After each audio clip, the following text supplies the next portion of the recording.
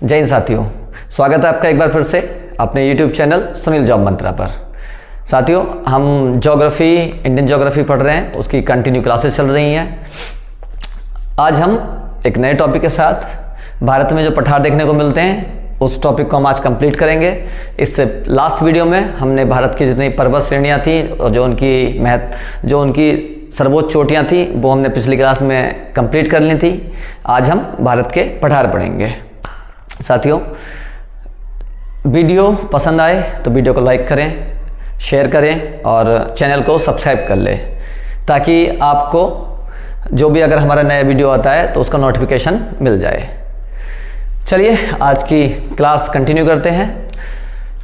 आज हम सारे पठार देखेंगे। मैंने सबको मैप में दिखाया है। हम सब मैप के थ्रू ही पढ़ रहे हैं। जितनी भी अभी तक हमने ज्योग्राफी पढ़ी है वो सारी की सारी हमने मैप के थ्रू ही कंप्लीट की है। तो आप अपना एटलस अपने आगे रख लें और एक एक पठार को देखते चलें। देखिए, ये मालवा का पठार दिखाया है, ये मालवा का पठार है, ये बुंदेलखंड का पठार है, ये बघेलखंड का पठार है और ये आ जाता है आपका छोटा नागपुर का पठार। तो मालवा पठार, बुंदेलखंड का पठार, बघेलखंड का पठार, छोटा नागपुर का पठार और ये इधर ये आ जाता है मेघालय का पठार या शिलोंग पठार या कार्बी अंगलांग पठार। इधर आ जाइए, ये आ जाता है महाराष्ट्र का पठार, ये कर्नाटक का पठार, ये तेलंगाना का पठार और ये दंडकारण्य का पठार। आज हम इतने पठार को कंप्लीट करेंगे। चलिए, सबसे पहले कुछ बेसिक सी चीज़ें हैं जो मैं बता देता हूँ आपको। देखिए, ये नीचे का कहलाता है प्रायद्वीपीय पठार या प्रायद्वीपीय भारत।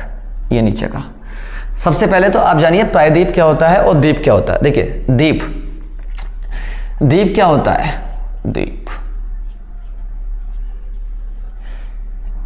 एक ऐसी भूमि या एक ऐसा भूखंड जो चारों ओर से पानी से घिरा हो, जिसके चारों ओर पानी हो पाया जाता है, वो द्वीप कहलाता है। क्लियर?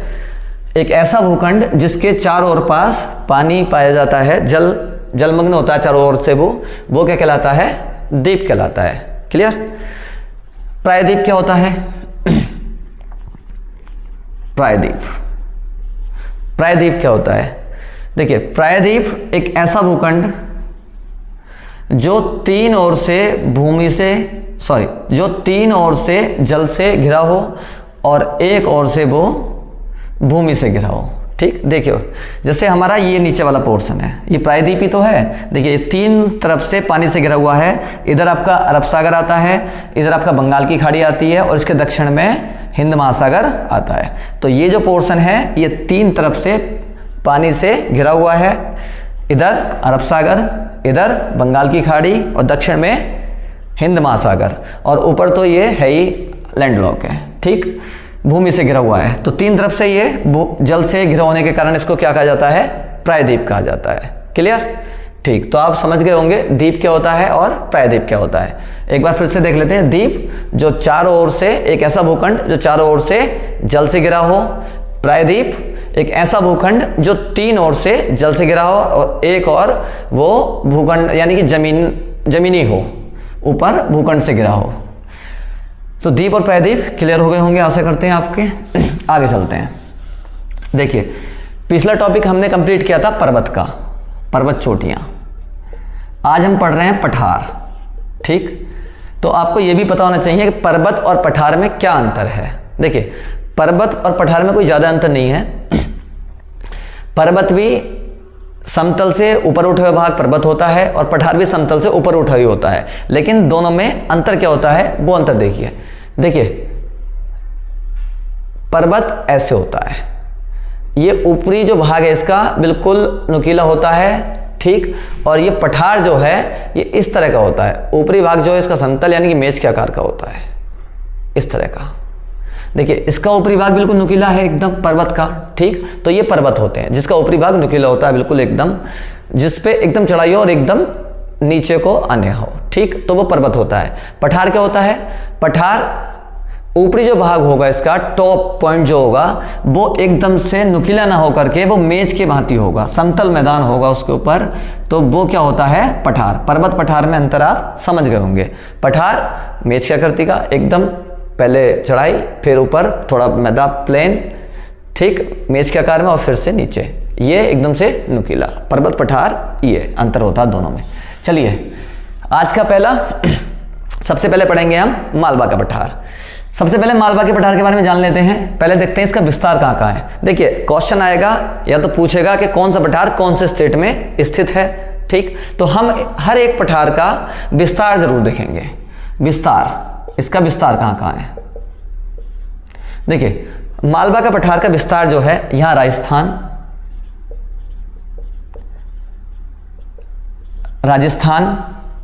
मध्य प्रदेश, राजस्थान और मध्य प्रदेश में देखने को मिलता है, ठीक। मालवा के पठार का विस्तार कहां का देखने को मिलता है? राजस्थान में और मध्य प्रदेश में। क्लियर, ठीक। अब इसकी कुछ विशेषताएं हैं, इसकी कुछ विशेषताएं देख लेते हैं। पहली बात, मालवा के पठार को राजस्थान में हड़ौती का पठार कहा जाता है। क्या कहा जाता है? हड़ौती का पठार। इसी को कहा जाता है हड़ौती का पठार। और कहां कहा जाता है? राजस्थान में। जो मालवा के पठार का राजस्थान वाला जो पोर्शन है, जो पार्ट है, उसको राजस्थान में मालवा का पठार ना कह करके क्या कहते हैं? हड़ौती का पठार। क्लियर, ठीक। दूसरा पॉइंट, पहला पॉइंट ये हो गया। दूसरा पॉइंट इसमें क्या है? देखिए मालवा के पठार, ये जो पठार जहां स्थित है वहां पर ज्वालामुखी क्रियाएं पाई जाती हैं, ठीक, यानी कि ज्वालामुखी क्रिया का जो इफेक्ट देखने को मिलता है मालवा के पठार पे। तो ज्वालामुखी से क्या निकलता है? लावा, ठीक। तो लावा निर्मित पठार भी इसी को कहा जाता है। ये जो है ये कैसा है? लावा निर्मित पठार। लावा निर्मित पठार, ठीक। मालवा का पठार लावा निर्मित पठार है। लावा किससे निकलता है? ज्वालामुखी से, ठीक। तो अगर क्वेश्चन आता है कि भारत का कौन सा पठार है जहां ज्वालामुखी का इफेक्ट है या लावा निर्मित पठार है, तो वो कौन सा है? मालवा का पठार। देखिए लावा निर्मित है, क्लियर। तो लावा, जहां जहां लावा होता है, लावा निर्मित पठार होने के कारण यहां पर काली मिट्टी पाई जाती है। कौन सी? काली मिट्टी। काली मिट्टी पाई जाती है। जहां जहां लावा होगा, जहां लावा पाया जाएगा, वहां काली मिट्टी पाई ही जानी है, ठीक। काली मिट्टी पाई जाती है। अब काली मिट्टी पाई जा रही है तो यहां पर जो खेती, काली मिट्टी किस खेती के लिए है? होती है सबसे उपजाऊ किस खेती के लिए होती है? काली मिट्टी। तो काली मिट्टी है तो यहां पर कपास की खेती बहुत ज्यादा होती है। कपास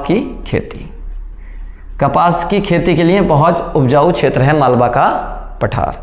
क्लियर, हमने विस्तार देखा, राजस्थान में क्या कहा जाता है वो देखा। लावा निर्मित पठार है, काली मिट्टी का विकास, लावा निर्मित है तो काली मिट्टी का पाई जाती है, और काली मिट्टी पाई जाती है तो यहाँ कपास की खेती के लिए उपजाऊ है। ये हो गया हमारा मालवा का पठार। देखिए एक और बात जान लीजिए, मालवा के पठार के उत्तर में, ठीक, मालवा के पठार के उत्तर में अरावली पर्वत श्रेणी, इसके दक्षिण में विंध्या पर्वत श्रेणी पाई जाती है। यानी कि अरावली और विंध्या के बीच में ये मालवा का पठार पाया जाता है। उत्तर में अरावली, नीचे विंध्या पर्वत श्रेणी। मैंने पिछली वीडियो में भी आपको बताया था। अगले पठार पे चलते हैं, बुंदेलखंड का पठार। बुंदेलखंड का जो पठार है, इसका विस्तार पाया जाता है, इसका विस्तार मध्य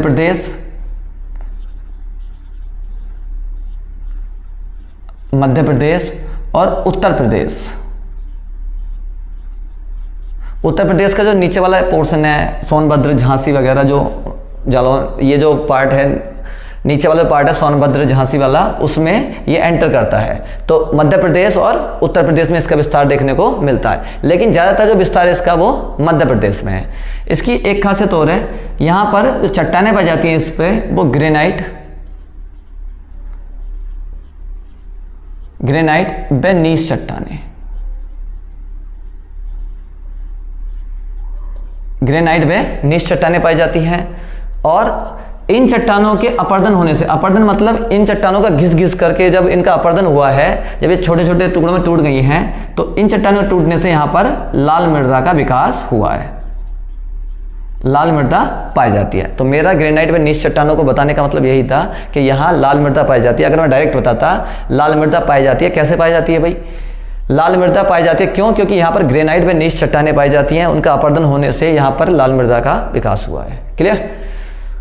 आगे इसके बघेलखंड का पठार पड़ता है जो मोस्टली मध्य प्रदेश में है, इतना इंपॉर्टेंट नहीं है बघेलखंड का पठार। आगे चलिए, सबसे इंपॉर्टेंट छोटा नागपुर का पठार, ये है छोटा नागपुर का पठार। सबसे पहले हम देखेंगे इसका विस्तार कहाँ कहाँ है। सबसे पहले इसका विस्तार देखिए, इसका विस्तार सबसे बड़ा जो पठार, सबसे अधिक विस्तार इसका हमें देखने को मिलता है झारखंड, छत्तीसगढ़,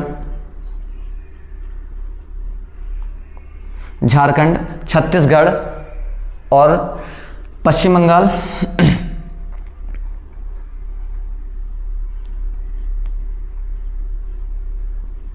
पश्चिम बंगाल भी देखने को मिलता है, और नीचे उड़ीसा, और ऊपर बिहार, बिहार। ठीक, इतने स्टेट में इसका विस्तार देखने को मिलता है। लेकिन जो सर्वाधिक विस्तार है वो झारखंड में है। इसका मैक्सिमम जो पार्ट है वो कहाँ है? झारखंड में। ठीक, छोटा नागपुर पठार सबसे अधिक जो विस्तार है वो कहाँ है? झारखंड में है। ठीक है, आगे चलिए। देखिए, छोटा नागपुर का पठार मैं एक छोटा चित्र ऐसे बना देता हूँ। यहाँ ये छोटा नागपुर का पठार है, यहाँ से एक नदी निकलती है, छोटा नागपुर पठार के बीचों बीच से एक नदी निकलती है जिसको कहते हैं दामोदर नदी। कौन सी नदी है ये? दामोदर नदी। दामोदर नदी, दामोदर नदी छोटा नागपुर पठार को दो भागों में विभाजित कर देती है। ऐसे निकली ये दामोदर नदी,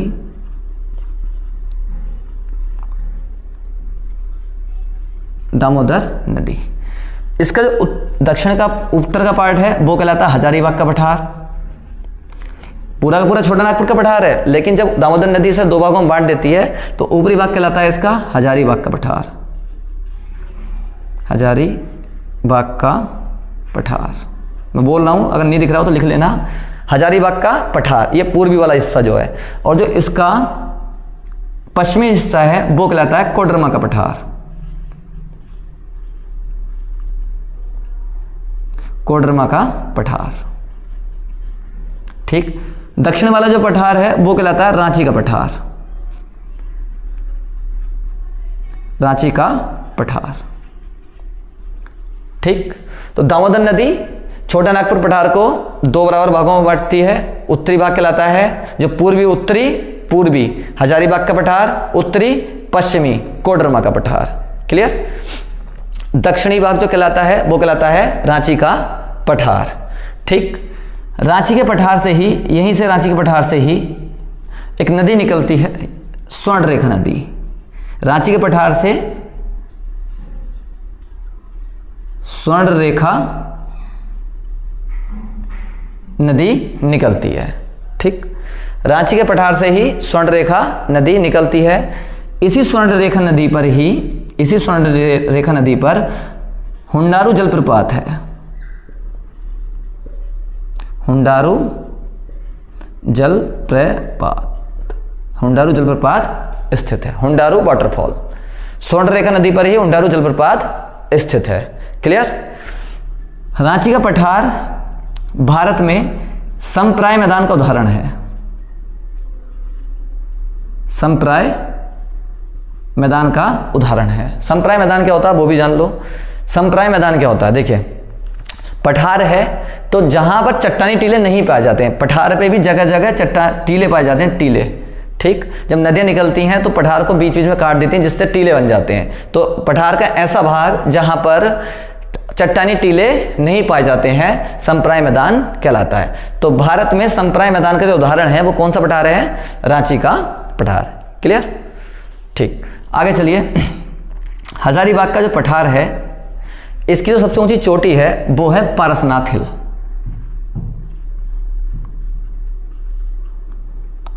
पारसनाथ हिल, हिल को कहते हैं चोटी, पारसनाथ हिल। हजारीबाग पठार की सर्वोच्च सबसे ऊंची चोटी पारसनाथ हिल। पारसनाथ हिल ना केवल हजारीबाग के पठार की सबसे ऊंची चोटी है, बल्कि पारसनाथ हिल पूरे छोटे नागपुर पठार की सबसे ऊंची चोटी है। तो ये सबसे ऊंची चोटी एक तो हजारीबाग के पठार की हो गई, और अगर कोई कहता है कि छोटे नागपुर पठार की सबसे ऊंची चोटी कौन सी है, तो वो पारसनाथ हिल है। वो कहाँ है? हजारीबाग के पठार पर। आप यहां लिख लें नीचे, छोटा नागपुर पठार की सबसे ऊंची चोटी,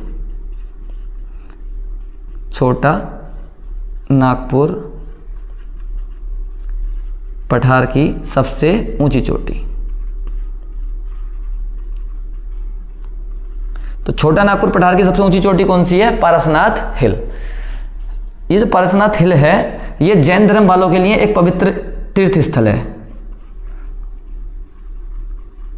जैन धर्म का तीर्थ स्थल है, ये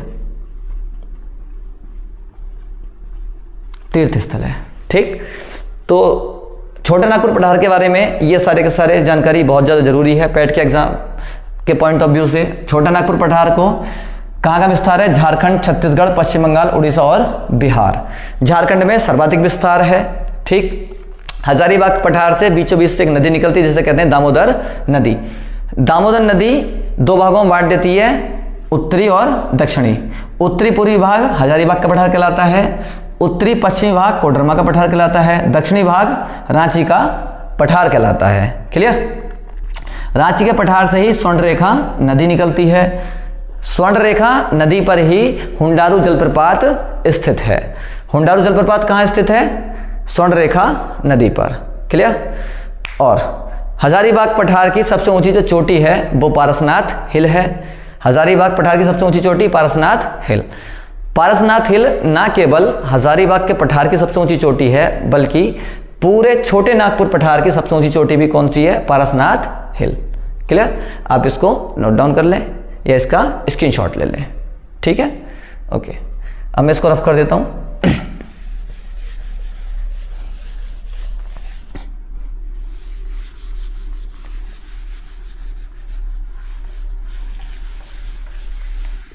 एक पॉइंट और नोट कर लें आप। छोटे नागपुर के पठार में एक पॉइंट और नोट करें। छोटे नागपुर पठार में को भारत का रूर प्रदेश कहा जाता है। भारत का रूर प्रदेश। रूर प्रदेश क्या है ये जान लें। ये जो रूर प्रदेश है, ये रूर प्रदेश पाया जाता है जर्मनी में। जर्मनी में दो नदियां बहती हैं। यहां पर दो नदियां बहती हैं, एक तो रूर नदी और एक राइन नदी। इन दोनों नदियों के जो बीच का क्षेत्र है वो कोयला उत्पादन के लिए बहुत फेमस है। कोयला उत्पादन के लिए बहुत फेमस है। कोयला उत्पादन के लिए बहुत फेमस है जर्मनी का रूर प्रदेश। ठीक, तो जर्मनी के अब छोटा नागपुर पठार भी कोयला उत्पादन के लिए बहुत इंपॉर्टेंट है। कोयला उत्पादन के लिए तो भारत की मतलब तुलना कर दी गई है जर्मनी से। जैसे जर्मनी में कोयला उत्पादन के लिए रूर प्रदेश इंपॉर्टेंट है, तो ऐसे ही भारत में जो छोटा नागपुर पठार है वो कोयला उत्पादन के लिए बहुत ज़्यादा इंपॉर्टेंट है। तो इसलिए तुलना कर दी गई है। तो भारत की तुलना होती रहती है दूसरे देशों से। जैसे भारत का मानचेस्टर किसे कहा जाता है, तो ऐसे ही भारत का रूर प्रदेश किसे कहा जाता है? छोटा नागपुर के पठार को। क्लियर? आगे चलते हैं। देखिए अगला पठार है, नेक्स्ट पठार महाराष्ट्र का पठार। ठीक, महाराष्ट्र का पठार के विस्तार जो है वो महाराष्ट्र में है, महाराष्ट्र में देखने को मिलता है। महाराष्ट्र के पठार के अंतर्गत ही कुछ पर्वत श्रेणियां आती हैं, जैसे सतमाला पर्वत श्रेणी, अजंता, बालाघाट और हरिश्चंद्र। ये सभी के सभी महाराष्ट्र के पठार के अंतर्गत ही देखने को मिलते हैं। महाराष्ट्र का जो पठार है इस पर भी हमें काली मिट्टी का विस्तार देखने को मिलता है। काली मिट्टी का विस्तार देखने को मिलता है। नीचे आइए, कर्नाटक का पठार का विस्तार कर्नाटक में है। ठीक, कर्नाटक के पर्वत का विस्तार जो है कर्नाटक में, इसका सबसे ऊंचा जो पर्वत श्रेणी है वो है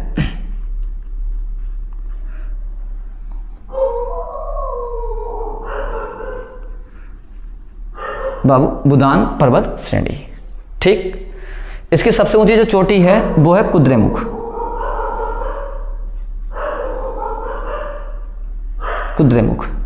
देखिए कर्नाटक पठार से क्या हुआ है, जैसे पठार है, ठीक, इससे नदियां निकली हैं, कर्नाटक पठार से नदियां निकली हैं, तो नदियों ने क्या करा है, इस पठार को जब नदियां निकलती हैं, अब जैसे नदियां निकली तो यहाँ से जमीन कट जाएगी, तो ये बाग ऐसे उठे रह गए हैं। ठीक, तो इसलिए यहाँ पर कुछ पर्वतमालाएं देखने को मिलती हैं, जैसे बाबूबुदान। इसकी सबसे ऊंची चोटी कौन सी है, कुद्रेमुख। क्लियर, आगे चलिए। तेलंगाना का पठार।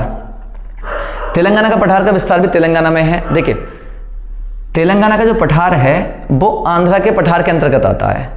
आंध्रा का पठार, आंध्रा के पठार के अंतर्गत दो पठार आते हैं, एक तो रायलसीमा का पठार और एक तेलंगाना का पठार। आप ध्यान रखें इस बात को, मैंने तेलंगाना का पठार दिखाया है, आंध्रा के पठार के अंतर्गत रायलसीमा का पठार और तेलंगाना का पठार आता है। क्लियर, आगे चलिए। दंडकारण्य का पठार। दंडकारण्य का पठार का जो विस्तार है, इसका जो विस्तार है वो उड़ीसा और छत्तीसगढ़, उड़ीसा और छत्तीसगढ़ में देखने को मिलता है दंडकारण्य का पठार। दंडकारण्य के पठार के अंतर्गत ही एक पठार और आता है जिसे कहते हैं बस्तर का पठार। बस्तर का पठार, बस्तर का पठार। बस्तर का पठार पर भारत में टीन जो धातु है बहुत ज़्यादा देखने को मिलती है बस्तर के पठार पर। ठीक, आगे चलिए। एक और पठार बचा है मेघालय का पठार। मेघालय के पठार को ही शिलांग पठार या कार्बी एंगलांग पठार कहा जाता है। मैंने इसको पिछले वीडियो में बताया था कि मेघालय के पठार पर तीन पर्वत श्रेणियाँ, हमें तीन पर्वत श्रेणियाँ देखने को, गारो, खासी और जयंतिया, तीन पर्वतमालाएं देखने को मिलती हैं, गारो, खासी और जयंतिया। पिछली वीडियो में मैंने इसके बारे में कंप्लीट आपको बताया है। क्लियर, ये हो गए भारत के कुछ इंपॉर्टेंट पठार। एक बात और सुनिए, देखिए प्रायद्वीपीय पठार है ये पूरा का पूरा भारत। प्रायद्वीपीय भारत को प्रायद्वीपीय पठार भी कहा जाता है। प्रायद्वीपीय पठार के अंतर्गत देखिए कितने सारे पठार आ रहे हैं, इस पूरे प्रायद्वीपीय पठार के अंतर्गत कितने सारे पठार आ रहे हैं। तो इसलिए प्रायद्वीपीय पठार को या प्रायद्वीपीय भारत को पठारों का पठार कहा जाता है। पठारों का पठार। तो पठारों का पठार किसे कहा जाता है, छोटा नागपुर पठार को, मालवा पठार को, या प्रायद्वीपीय भारत या प्रायद्वीपीय पठार को किसे कहा जाता है, प्रायद्वीपीय पठार को। देखिए ये जो एरिया है ना, ये जो एरिया है, ये आता है दक्कन पठार के अंतर्गत। दक्कन प्लेटू, आपने नाम सुना होगा, आप सोच रहे होंगे कि दक्कन प्लेटू नहीं दिखाया इसमें, तो ये सारा एरिया जो है ये आता है दक्कन प्लेटू के अंतर्गत। तो दक्कन प्लेटू के अंतर्गत ये सारे पठार देखने को मिलते हैं, महाराष्ट्र का पठार, कर्नाटक पठार, तेलंगाना पठार, ये सारे के सारे पठार हमें दक्कन प्लेटू के अंतर्गत ही देखने को मिलते हैं। क्लियर, ये पठार ये हो गए हैं आपके, आप इन्हें नोट डाउन करें, आप इनका बार बार रिवाइज करें। क्लियर, भारत के सारे पठार कंप्लीट कर लिए हैं।